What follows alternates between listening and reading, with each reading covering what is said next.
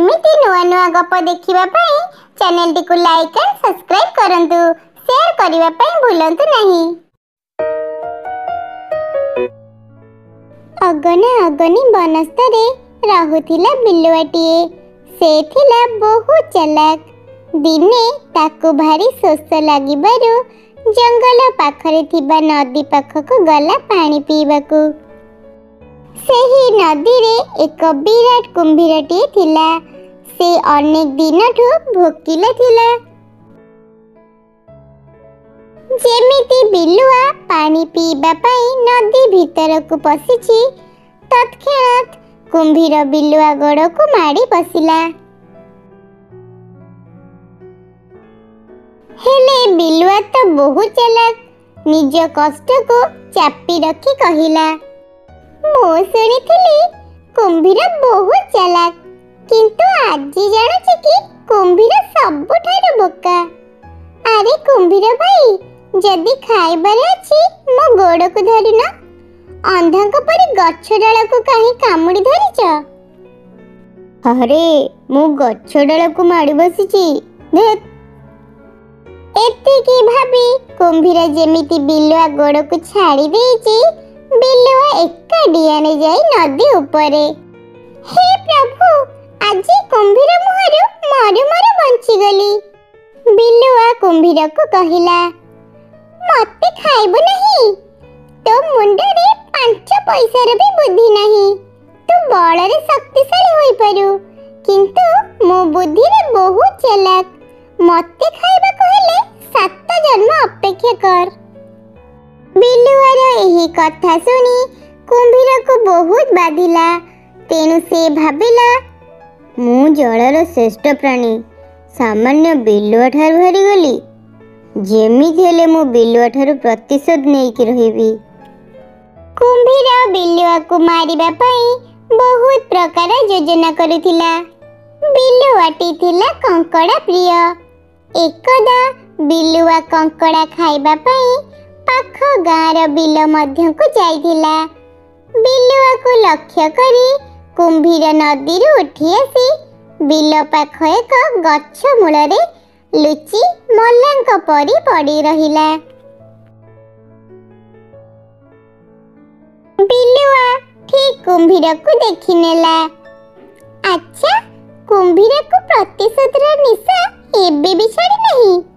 रह, आज केमिति तू मते खाइबो मु देखिबी। अरे मु जानिथिले कि मल्ला कुंभीर लांज हलंती, किंतु ए कुंभीर तो लांज हलौ नहीं। ता माने ए कुंभीर बंचिची। बिलुआर कथा सुनी कुंभीर लांजटी हलाई देबारु से सुनिश्चिंत होई गला, ए कुंभीरटी बंचिची। तेणु बिलुआटी एक डिया रे ता गुंफारे पसिगला।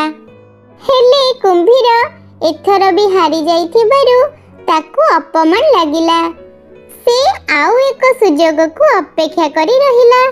दिने बिलुआ खाद्य पई जंगल भीतर को जाइथिला। कुंभीर बिलुआ को लक्ष्य करी ताकू खाइबा पई बिलुआ आसीबा रास्ता रे एक गात मध्यरे लुचि करी रहिला एवं निज उपरे किछि सुखिला पत्र रखिदेला। बिलुआ किछि न जानिबा पई। किछि समय परे बिलुआ सेही बाट देई आसुथिला। सेही समय रे कुंभीर उपरु किछि सुखिला पत्र उड़ी जिबारु बिलुआ देखि पारिला जे गात भितरे कुंभीर लुचि बसिची ताको खाइबा पई। अरे कुंभीर मो पीछा छाड़िब नहीं।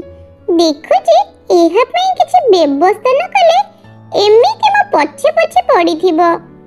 रह रे पुआ, आज तते किए बंचेबो मु देखिबी।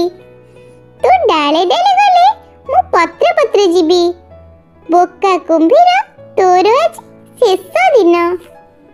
तेणु से एक उपाय पांचिला। जेउ गातरे कुंभीर लुचि रहिथिला एवं निज उपरे सुखिला पत्र रखिथिला, बिलुआ जाई पाखरु निया आनी से पत्र उपरे पकाई देला। आउ पत्र भितरे थिबा कुंभीर निआरे छटपट होई मरीगला। आउ सबु दिन पई बिलुआ रास्तारू कंटा हटिगला। शत्रुपति सर्वदा सतर्क रहिबा उचित।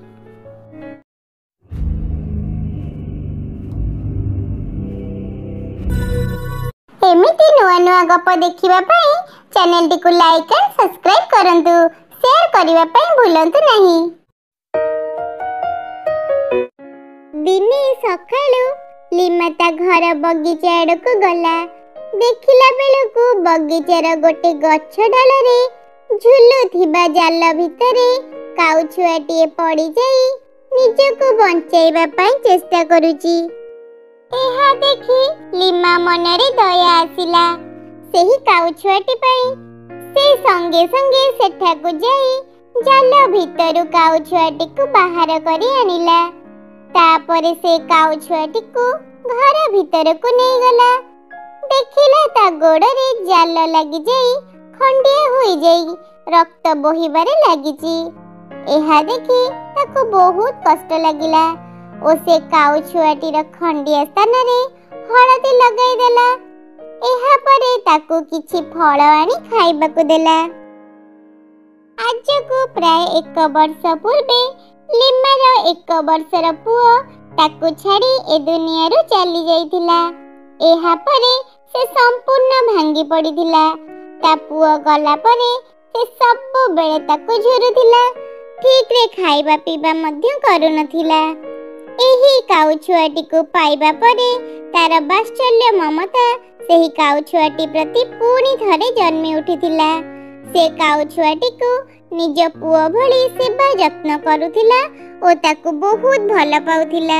लीमा को सेही काउ भितरे सब भल गुण देखा जाउथिला। से ताकू स्नेहरे सलना कही डाकुथिला। लीमार स्वामी प्रतिदिन सकाळ हेले काम को चली जाउथिले। आउ लीमा घरे पूरा एका होई जाउथिला। हेले एबे ताकू आउ एका लागु नथिला कारण ता सहित खेलिबाकू काउ छुआटी थिला। से ता सहित सारा दिन खेलुथिला। से आउ आग भली दुखी मध्य रहु। पड़ोसी माने लीमा ओ काउ छुआर एते भल पाइबाकू देखि भाबुथिले लोक माने सुआ सारी पारा विभिन्न प्रकार चढ़ी पालंती। हेले एही गोरी लीमा एही कला काउ को पालिची। एहा कुहाकुई होई हसुथिले। सलना सकाळु सकाळु लीमा को उठाइबार काम भी करुथिला। सबु बेले से लीमार आख पाखरे रहुथिला। लीमा जुआड़े भी जाउथिला सांगरे सलना को नहीं जाउथिला। से लीमार ठार द्वारा तार सब कथा को मध्य बुझी पारुथिला। दिने लीमा सहित सलना गाँर जंगल दे जाउथिला। हठात सलना लीमार आग को उड़ी जाई ताको अटकाइबा पई लागिला। लीमा को आश्चर्य लागिला। से आग को जीवा पई पूणी बाहरी बारू सलना ताको पूणी थरे अटकाइबा पई चेष्टा कला। लीमा आग को अनै देखे तो सापटिए ताड़ को माड़ी आसुची। से साप को देखि डरी गला। हेले सलना लीमा जीवन को बंचाइबा पई सेही साप को ता थंटरे खुंपिबाकू लागिला। सापटी डरी जाई सेठारु चली गला। एहा देखि लीमा खुशी रे सलना को धरी पकाइला ओ कहिला, तू नथिले मोर आज कौन होइथांदा। तू मोर प्रिय सांग नुहे रक्षक भी। तू केबे हेले भी मते छाड़ी जीवुनी। आउ एक दिन लीमा सलना को साथी रे नी बिल आड़ को जाउथिला।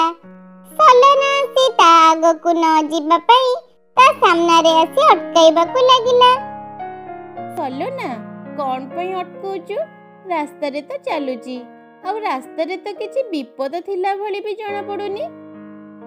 सलना उड़ी जाई सेही रास्ता रे किछि ठुळ होइथिबा पत्र को ता थंटरे काढी देला। तापरे लीमा पत्र तळे थिबा दृश्य को देखि ता मुंड बुलाई देला। से देखिला सेठारे हाथी मानंकु फसाइबा पई बड्ड गातटी थिला। जदि लीमा आगो को जाइथांता ताहेले ସେହି ଗାତ ଭିତରେ ପଡ଼ି ଯାଇଥାନ୍ତା ଆଉ ତା ଗୋଡ଼ ବି ଭାଙ୍ଗି ଯାଇଥାନ୍ତା। ସଲନା ପୁଣି ଥରେ ଲିମା ଜୀବନ ବଞ୍ଚାଇ ଦେଲା। ଲିମା ସଲନାକୁ ବହୁତ ଧନ୍ୟବାଦ ଦେଲା। ସଲନା, ତୁ କ'ଣ ଯାଦୁଗର?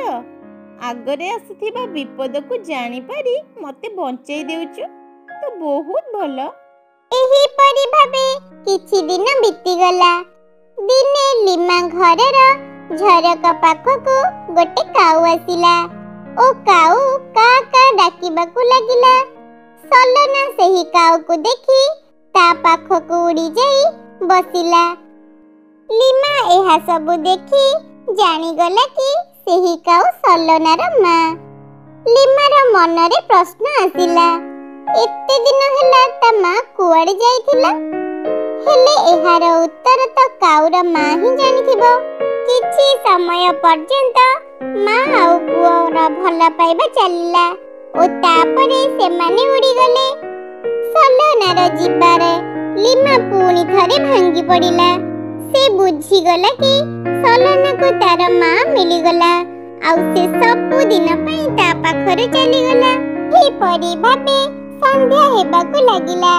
ହେଲେ ଲିମାର ଆଖିରୁ ଲୁହ ଜମା ବି ଶୁଖୁନଥିଲା। ସେ ଖାଲି ସଲନା ସହିତ କାଟିଥିବା ମୁହୂର୍ତ୍ତ କଥା ଭାବୁଥିଲା। ତା ପରଦିନ ସକାଳ ହେଲା। ଲିମାକୁ କା କା ଶବ୍ଦ ଶୁଭିଲା। ସେ ତା ଘରର କବାଟ ଖୋଲି ଦେଖେ ତ ସଲନା ଆଉ ତା ମା। ସେ ସେମାନଙ୍କୁ ଦେଖି ଖୁସିରେ ନାଚି ଉଠିଲା। ସଲନା ବି ବହୁତ ଖୁସିରେ ଆସି ଲିମା ପାଖରେ ବସିଗଲା। ଦୁଇ ଜଣଙ୍କର ପୁଣି ଥରେ ମିଳନ ହୋଇଗଲା। ସଲନାର ମା ମଧ୍ୟ ଆସିଥିଲା ସଲନାକୁ ରକ୍ଷା କରିଥିବା ଲିମାକୁ ଧନ୍ୟବାଦ ଦେବା ପାଇଁ। ଏବେ ତିନି ଜଣ ବହୁତ ଖୁସି ଥିଲେ ଆଉ ମିଳିମିଶି ଖାଇଲେ।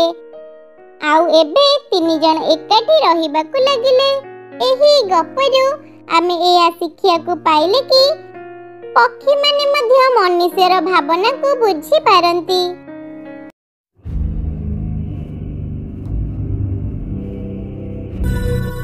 ଏମିତି ନୂଆ ନୂଆ ଗପ ଦେଖିବା ପାଇଁ ଚ୍ୟାନେଲଟିକୁ ଲାଇକ୍ ଆଣ୍ଡ ସବସ୍କ୍ରାଇବ୍ କରନ୍ତୁ। ସେୟାର କରିବା ପାଇଁ ଭୁଲନ୍ତୁ ନାହିଁ।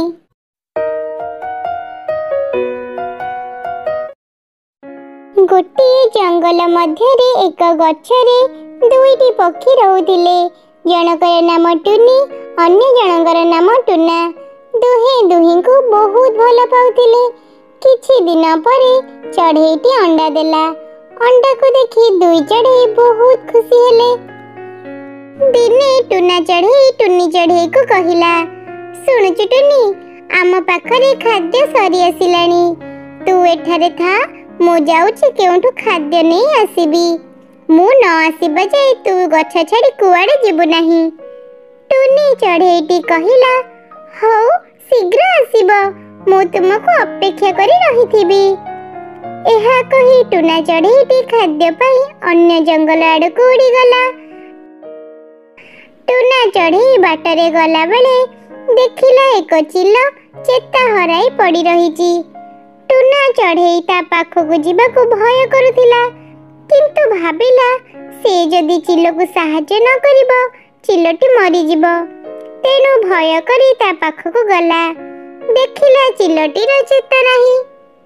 ଟୁନା ଚଢ଼େଇଟି କ'ଣ କରିବ କିଛି ଜାଣିପାରିଲା ନାହିଁ। ଶେଷରେ ତା ମୁଣ୍ଡକୁ ଗୋଟେ ବୁଦ୍ଧି ପଶିଲା। ଟୁନା ଚଢ଼େଇ ଗୋଟିଏ ଫୁଲଟିକୁ ନେଇ ନଦୀ ଆଡ଼କୁ ଗଲା। ନଦୀରୁ ସେ ଫୁଲ ସାହାଯ୍ୟରେ ପାଣି ଆଣି ଚିଲ ମୁହଁ ଉପରେ ପକାଇଦେଲା ଏବଂ ଚିଲକୁ ଭୟ କରି ଦୂରରେ ଥିବା ଗଛ ବୁଦା ଉପରେ ବସିଲା। କିଛି ସମୟ ପରେ ଚିଲଟିର ଚେତା ଆସିଲା। ଚେତା ଆସିବା ପରେ ସେ ଟୁନା ଚଢ଼େଇକୁ ପାଖକୁ ଡାକିଲା, ବନ୍ଧୁ, ମୋ ଠାରୁ ଏତେ ଦୂରରେ କାହିଁ ବସିଛ? ମୁଁ ତମର କିଛି କ୍ଷତି କରିବି ନାହିଁ। କାହିଁ ମୋତେ ଭୟ କରୁଛ? ତମେ ତ ମୋ ପ୍ରାଣ ବଞ୍ଚେଇଛ। ଏହା ପରେ ଟୁନା ଚଢ଼େଇ ଚିଲ ପାଖକୁ ଆସିଲା।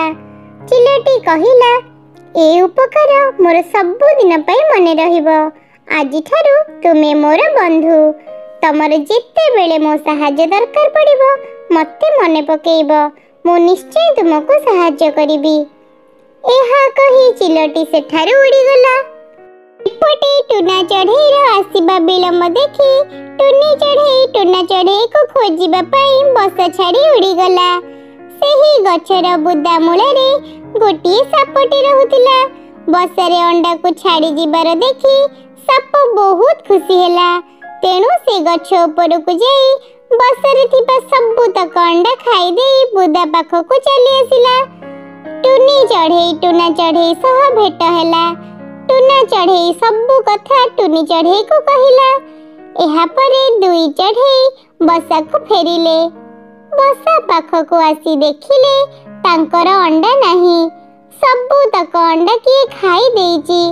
ତେଣୁ ଦୁଇଟି ଚଢ଼େଇ ବହୁତ ମନ ଦୁଃଖ କରିଲେ। ଟୁନା ଚଢ଼େଇ କହିଲା, ମୁଁ ତତେ ମନା କରିଥିଲି ନା ବସା ଛାଡ଼ି କୁଆଡ଼େ ଯିବୁ ନାହିଁ। ଏହି ଅଣ୍ଡାରୁ ଆମର ଛୁଆ ହୋଇଥାନ୍ତା। ଆମେ କେତେ ଖୁସି ଥିଲୁ।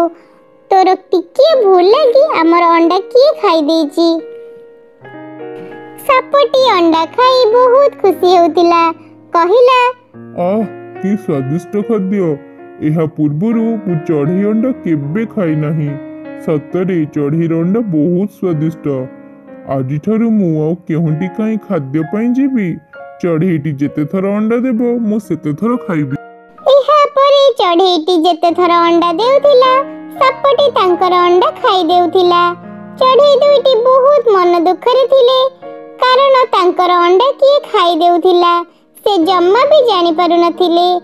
ଶେଷରେ ସେ ଦୁହେଁ ଦେଖିଲେ ବୁଦା ମୂଳରେ ରହୁଥିବା ସାପଟି ତାଙ୍କର ଅଣ୍ଡା ସବୁତକ ଖାଇ ଦେଉଛି। ଟୁନା ଚଢ଼େଇ ସାପ ଉପରେ ବହୁତ ଜୋରେ ରାଗିଗଲା। କହିଲା, ଏ ସାପଟିକୁ ପାନେ ନଦେଲେ ହେବ ନାହିଁ। ଆମେ ଏଠାରେ ଯେତେ ଥର ଅଣ୍ଡା ଦେବା ସେ ସେତେ ଥର ଆସି ଅଣ୍ଡା ସବୁ ଖାଇଦେବ। ସାପଟିକୁ ଉଚିତ ଶାସ୍ତି କିଏ ଦେବ ତା ମତେ ଜଣା।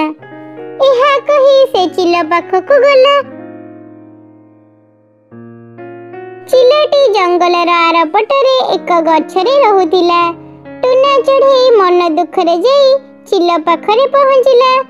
ଟୁନା ଚଢ଼େଇକୁ ଦେଖି ଚିଲ ବହୁତ ଖୁସି ହେଲା ଏବଂ କହିଲା, ଆରେ ବନ୍ଧୁ, ବହୁତ ଦିନରେ ତମ ସହ ଦେଖା ହୋଇଛି। କେମିତି ମୋ କଥା ତୁମର ମନେ ପଡ଼ିଲା? ମୁଁ ଆଜି ବହୁତ ଖୁସି। କିନ୍ତୁ ଟୁନା ଚଢ଼େଇ ବହୁତ ମନ ଦୁଃଖରେ ଥିଲା। ଚିଲ ଏହା ଦେଖି ପଚାରିଲା, କଣ ହେଇଛି ବନ୍ଧୁ? ମନ ଦୁଃଖ କଣ ପାଇଁ? ଟୁନା ଚଢ଼େଇଟି ଚିଲକୁ ସବୁ କଥା କହିଲା। ଚିଲଟି କହିଲା, ଚିନ୍ତା କର ନାହିଁ, ସେ ସାପର କଥା ମୁଁ ବୁଝିବି। ଏହାପରେ ଟୁନା ଚଢ଼େଇ ଚିଲକୁ ନେଇ ତା ବସାକୁ ଗଲା। ଚିଲ ଟୁନା ଚଢ଼େଇ ଜଗି ବସିଲେ କେତେବେଳେ ସେ ସାପଟି ପଦାକୁ ବାହାରିବ। କିଛି ସମୟ ପରେ ସାପଟି ପଦାକୁ ବାହାରିବା କ୍ଷଣି ଚିଲଟି ସାପକୁ ତା ଗୋଡ଼ରେ ଟେକି ନେଇଗଲା। ଗୋଟିଏ ଗଛ ଉପରେ ସାପଟିକୁ ରଖି ତାକୁ ଖୁମ୍ପି ଖୁମ୍ପି ମାରିଦେଲା। ଏହାପରେ ଦୁଇ ଚଢ଼େଇ ସେହି ଗଛରେ ଖୁସିରେ ରହିଲେ।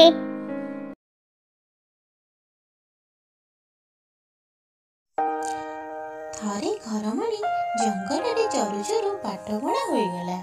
ହଠାତ୍ ତା ସାମ୍ନାରେ ମହାବଳ ବାଘଟିଏ ଆସି ହାଜର ହୋଇଗଲା। ଘରମଣିକୁ କହିଲା, ଏତେ ଦିନରେ ମୋ ଅଗଣାରେ ଗୋଟେ ପଶୁ ପଡ଼ିଛି, ମୁଁ ତାକୁ ଆଜି ଖାଇବି। ଘରମଣି ବହୁତ ଡରିଗଲା, ହେଲେ ବୁଦ୍ଧି କଟାଇ ଏକ ଉପାୟ ପାଞ୍ଚିଲା। ବାଘକୁ କହିଲା, ଆପଣ ହେଲେ ରାଜା, କେତେ ଜୀବଜନ୍ତୁ ଖାଇ ମୁହଁଦାନ୍ତ ଅସନା ହୋଇଯାଇଥିବ। ଆପଣ ଯାଆନ୍ତୁ, ପ୍ରଥମେ ଝରଣା ପାଣିରେ ମୁହଁ ଧୋଇବେ ଏବଂ ଝରଣା କୂଳର ମୁଗୁନି ପଥରରେ ଦାନ୍ତକୁ ବଜେଇ ଆସି ମୋତେ ଖାଇବେ। ଠିକ୍ କହିଲୁ। ଏହା କହି ବାଘ ଯେମିତି ଝରଣା କୂଳକୁ ଯାଇଛି ଘରମଣି ଛୁ ମାରିଲା। ହେଲେ ଯାଉ ଯାଉ ସନ୍ଧ୍ୟା ହୋଇଗଲା ଏବଂ ଗୋଟିଏ ଗୁମ୍ଫାରେ ଆଶ୍ରୟ ନେଲା। ସେଇଟା ଥିଲା ସିଂହର ଘର। ସିଂହ ଯେମିତି ଗୁମ୍ଫାରେ ପଶି ଦେଖିଲା ଅନ୍ଧାରରେ ଆଖି ଦୁଇଟି ଚିକ୍ ଚିକ୍ କରୁଛି।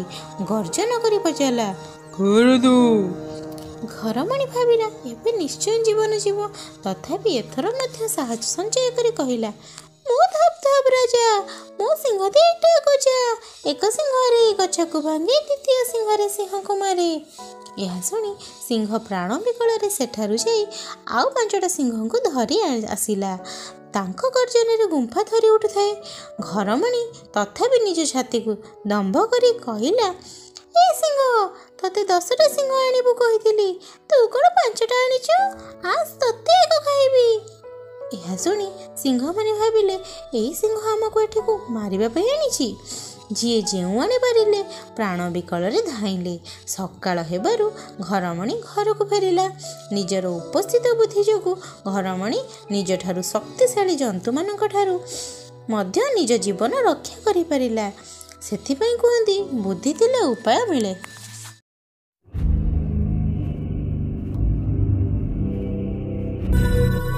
ଏମିତି ନୂଆ ନୂଆ ଗପ ଦେଖିବା ପାଇଁ ଚ୍ୟାନେଲଟିକୁ ଲାଇକ୍ ଆଣ୍ଡ ସବସ୍କ୍ରାଇବ୍ କରନ୍ତୁ। ସେୟାର କରିବା ପାଇଁ ଭୁଲନ୍ତୁ ନାହିଁ। ନନ୍ଦନପୁର ନାମକ ଏକ ଗାଁରେ ଗୋଟିଏ ବୁଢ଼ୀଟିଏ ବାସ କରେ। ତାର ଆପଣାର ବୋଲି କେହି ନାହାନ୍ତି। ବୁଢ଼ୀର ସମ୍ପତ୍ତି ବାଡ଼ି ବୋଲି କହିଲେ ଝଙ୍କାଳିଆ ଫଳନ୍ତି ଆମ୍ବ ଗଛଟିଏ। ଯେଉଁ ବର୍ଷ ଗଛରେ ଭଲ ଆମ୍ବ ଫଳେ, ବୁଢ଼ୀ ତାକୁ ବଜାରରେ ବିକ୍ରି କରି 2 ପଇସା ପାଏ। ଟଙ୍କା ଭବିଷ୍ୟତ ପାଇଁ ସଞ୍ଚୟ କରି ମଧ୍ୟ ରଖେ। ହେଲେ ଯେଉଁ ବର୍ଷ ଆମ୍ବ ଫଳେ ନାହିଁ, ବୁଢ଼ୀର ଦୁଃଖ ବଢ଼ିଯାଏ। ମଣିଷ ଠାରୁ ପକ୍ଷୀ ଯାଏ ସମସ୍ତଙ୍କର ବୁଢ଼ୀର ଆମ୍ବ ଗଛ ଉପରେ ନଜର ଥିଲା। ପାଚିଲା ପାଚିଲା ଆମ୍ବକୁ ଦେଖି ସମସ୍ତଙ୍କର ଲୋଭ ହୁଏ, କିନ୍ତୁ ବୁଢ଼ୀ ସକାଳରୁ ସଞ୍ଜ ଯାଏ ଆମ୍ବ ଗଛ ମୂଳରେ ବସିଥାଏ। କାହାରିକୁ ଟିକେ ହେଲେ ବି ଚଖେଇ ଦିଏ ନାହିଁ। ଥରେ ଗୋଟିଏ ହନୁ ମାଙ୍କଡ଼ ସେ ଗାଁରେ ଆସି ରହିଲା। ତାର ହଠାତ୍ ଦିନେ ନଜର ପଡ଼ିଗଲା ବୁଢ଼ୀର ଆମ୍ବ ଗଛ ଉପରେ। ଆଃ, କି ସୁନ୍ଦର ପାଚିଲା ଲାଲି ଆମ୍ବ ହୋଇଛି। ମୋ ପାଟିରୁ ତ ଲାଳ ବୋହିଲାଣି। ଆମ୍ବକୁ ଦେଖି ଆଉ ରହି ହଉନାହିଁ। ହନୁ ମାଙ୍କଡ଼ କୋଉଠି ଥିଲା କେଜାଣି? ହେ, ଯା ଯା ଯା ଏଠୁ ଶୀଘ୍ର, ନହେଲେ ମୋ କୁକୁର କାଳକୁ ଡାକିବି। ବୁଢ଼ୀ ଏକ ବାଡ଼ି ସାହାଯ୍ୟରେ ହନୁ ମାଙ୍କଡ଼କୁ ସେଠାରୁ ତଡ଼ି ବିଦା କରିଦେଲା। ବୁଢ଼ୀର ଭୟରେ ସେ ଆଉ ଆମ୍ବ ଖାଇପାରିଲା ନାହିଁ। ଦିନକର କଥା, ହଠାତ୍ ବୁଢ଼ୀ ଜ୍ୱରରେ ଘରୁ ବାହାରି ପାରିଲା ନାହିଁ। ଠିକ୍ ଏଇ ସମୟରେ ହନୁ ମାଙ୍କଡ଼କୁ ମଉକା ମିଳିଗଲା। ବୁଢ଼ୀର ଆମ୍ବ ଗଛର ଏ ଡାଳରୁ ସେ ଡାଳ ଖୁସିରେ ସେ ଖାଲି ଡିଆଁ ମାରିଲା। ଯେତେ ପାରିଲା ସେତେ ଆମ୍ବ ଛିଡ଼େଇ ଅଧା ଅଧା ଖାଇ ତଳକୁ ଫିଙ୍ଗିଦେଲା। କେତେକ ଛୋଟ ଛୋଟ ଡାଳ ବି ଭାଙ୍ଗିଦେଲା। ସତେ ଯେମିତି କିଛି ସମୟ ମଧ୍ୟରେ ଗଛକୁ ସେ ଶ୍ରୀହୀନ କରିଦେଲା। ଶେଷରେ ଏକ ଅଘଟଣ ଘଟିଗଲା। ମା ମା, ଦେଖିଲ, ଏହି ଦୁଷ୍ଟ ମାଙ୍କଡ଼ କେମିତି ଆମର ବସା ଭାଙ୍ଗି ଦେଉଛି। କିଛି ଗୋଟେ କର, ନହେଲେ ସେ ଦୁଷ୍ଟ ମାଙ୍କଡ଼ ଆମର ସର୍ବନାଶ କରିଦେବ। ତାପରେ ଗଛରେ ଥିବା ସମସ୍ତ ବିରୁଡ଼ି ଏକାଠି ହୋଇ ଦୁଷ୍ଟ ମାଙ୍କଡ଼ର ଦେହ ସାରା କାମୁଡ଼ି ଦେଇଗଲେ। ହନୁ ମାଙ୍କଡ଼ ଯେତେ ବାଡ଼େଇ ପିଟି ହେଲେ ମଧ୍ୟ ବିରୁଡ଼ିମାନେ ଛାଡ଼ିଲେ ନାହିଁ। ଶେଷରେ ହନୁ ମାଙ୍କଡ଼ର ହଂସ ଉଡ଼ିଗଲା ଓ ସେ ସେଠି ଛଟପଟ ହୋଇ ମରିଗଲା। ଅନ୍ୟ ଜିନିଷ ଉପରେ ଯେଉଁମାନେ ଆଖି ପକାନ୍ତି କି ନଷ୍ଟ କରନ୍ତି, ଶେଷରେ ସେମାନେ ଏହି ହନୁ ମାଙ୍କଡ଼ ଭଳି ଦୁର୍ଦ୍ଦଶା ଭୋଗ କରନ୍ତି।